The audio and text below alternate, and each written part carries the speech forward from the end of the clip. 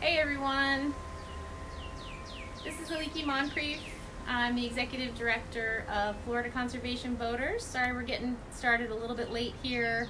The joys and tribulations of trying to adjust to a whole new schedule and juggling all kinds of new things. So really grateful that y'all can be on here.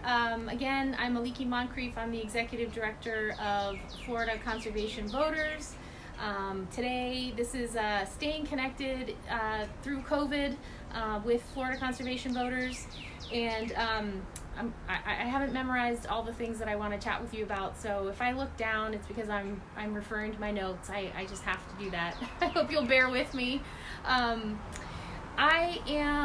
So we're going to talk about kind of how Florida Conservation Voters is adjusting to these times of global pandemic. We're going to talk a little bit too about some of what our coalition partners are up to. It's been really amazing to see partners across the state just really spring into action. And so we're grateful to be a part of some of those coalitions. I'll share with you some of that. And also, believe it or not, there are attempts at the national level to roll back some of our environmental protections while all eyes are on COVID-19 and taking care of our families. The Trump administration is trying to take away some of our environmental protections. So we'll talk about that a little bit too. So just for some basics, you all know, you've probably seen our emails. If you're a member already, you've seen our emails. Sharing with you how to get in touch with us. We are all working remotely now. Hopefully the sound is okay because I'm taking this opportunity to be outside on my front porch and really kind of grateful that it's sprinkling because it's been ridiculously dry in Tallahassee for a long time, and I'm really grateful for the rain today. But anyway, I digress. And the digression is what happens when you're working from home, I'm finding. We are all working remotely, but you can always reach us by email, contact@fcvoters.org. We're also still checking our voicemails, so if you want to give a call, and if phone is your preferred communication, 850-629-4656. That's our phone number, and we are checking emails. We are still working. In many ways, we're harder at work, because the fact that COVID is happening doesn't stop climate change from happening. It doesn't stop the Trump administration from doing what they're going to do. So in a lot of ways, we're working harder than ever, and we're trying to figure out how to do that with different platforms, digital platforms, different ways of communicating. So I know for me, today was the first day of school for my two daughters who are in 7th grade and 4th grade. And by school, I mean that they're connecting with their teacher and their classmates by video. It's been kind of incredible to see them adjust really quickly. So I personally feel very privileged and fortunate to be able to work, A, and B, work from home. It's of course adding a whole new dimension to my work life. Both my husband and I are trying to juggle work, trying to juggle our community needs, make sure that our kids have what they need, and that while they are adjusting to some really frightening times, that we're using our technology and all of the things that we are privileged to have to try to keep them connected. So it's been really interesting to try to juggle this morning, in particular, 4 family members trying to get on and off the internet to connect with the outside world. Fortunately, I think I've got Carson here at Florida Conservation Voters kind of working to help me manage comments and whatnot. If you have a minute and you're connected, we'd love to hear from you about how you want to stay connected. What's working for you? When you want to hear from FCV, would you rather hear from us by email? Are videos like this helpful? Later in our time together, I will definitely remind you, if you haven't chimed in already, about topics that you would like to see us cover. We are doing these Facebook Live videos. Lindsay last week, our government relations director, did an update on the Toll Roads Coalition. Jonathan gave an incredibly humorous start to a serious subject, the census.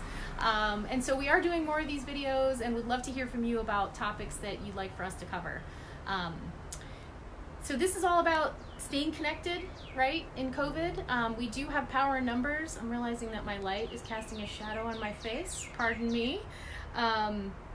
So one of the things that we've done recently is we've joined a coalition, the Corona Action Coalition, which is really focused on bringing resources and information to people in Florida that they need. So whether it is someone who's experiencing food insecurity, if they're looking for information about their utility bills and what's going to happen if they're unemployed and can't make their bills, questions like that, the Corona Response Coalition, the Corona Action Coalition, is a way to get more information. It's also a way, if you are fortunate to be able to help, it's a way to sign up and say how you can help. So I think Carson's gonna share the link here in the chat box. It's floridacoronaAction.org. And as with this new reality of a global pandemic, that website and that coalition is evolving as well. But wanted to make sure you all are aware of it. Obviously, while all eyes are on COVID-19, while we're all thinking of ways and trying to do our best to protect our families and our loved ones, our environment actually also still needs us to be paying attention and to be taking action. So we are still answering the call to stand up for our environment and healthy communities for everyone. One example of that, I mentioned Lindsay did a Facebook Live call last week on the No Roads to Ruin Coalition. The deadline for the Department of Transportation to submit reports on the toll roads has been extended only 1 month to November 15th of 2020. The Toll Roads Task Force the meetings are no longer happening. They have obviously been canceled, but there are opportunities to stay involved. You can still provide comments to the task force. Public comments are submittable online, and Carson's gonna share a link to in the comments thread here. If you haven't already told the task force members what you think about these toll roads and you have a little bit of time, now's a great time to go ahead and do that. Sorry, I'm saying a lot. It's because I'm going back and forth to my notes. I'll get better at this as we go, I promise. Our partners are also getting creative. We're trying to get creative as well. We've got partners at the Florida Climate Pledge who we're working with to do regular workshops and webinars. So you may be familiar with organizations like the Clio Institute, Environment Florida. So together with groups like that, Florida conservation voters are focusing on the power of people and the power of storytelling to keep eyes on addressing our climate crisis. So these are just a couple of examples of things that we're doing. Would love to hear from you in the chat what topics you'd like to see on these Facebook Live videos. I can't promise that I'm going to be as entertaining as Jonathan Weber, but I will do my best. And if there's something in particular that you'd like for any of our staff to cover, we definitely want to hear from you. One of the things that I wanted to make sure you all are aware of, and you've probably seen it in the news because I think everybody's probably more connected and more glued to their mobile devices and social media now more than ever, are a few rollbacks that are happening. You may have heard that in the time that, like I said earlier, we're all focused on keeping our families safe and keeping our communities surviving in this global pandemic time. The Trump administration recently announced that they are going to give a free pass to polluters.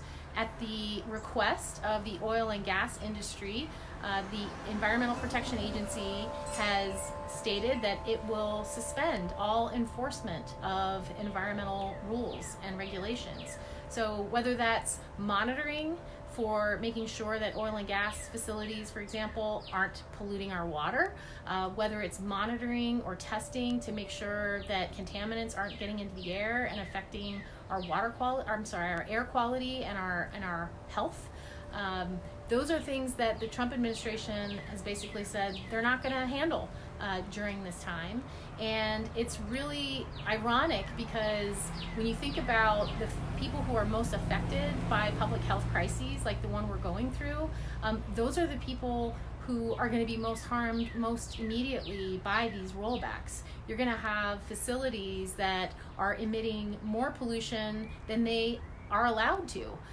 That's going to affect people's ability to breathe. In a lot of cases, you've got communities where you see higher rates of asthma. Oftentimes, these communities have spent years essentially getting more of the brunt of air pollution than other communities. A lot of these communities are communities of color.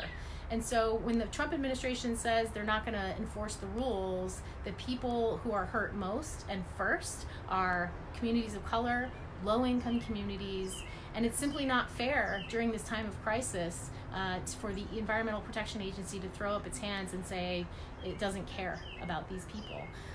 So you can take action.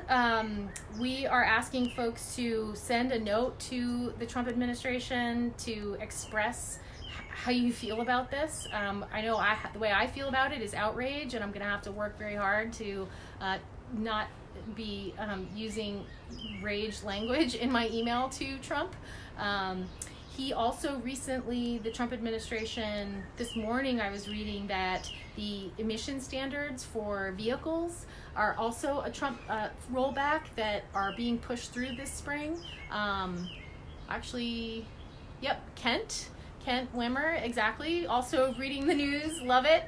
Seeing that these vehicle, the MPG standards, the emission standards are being rolled back.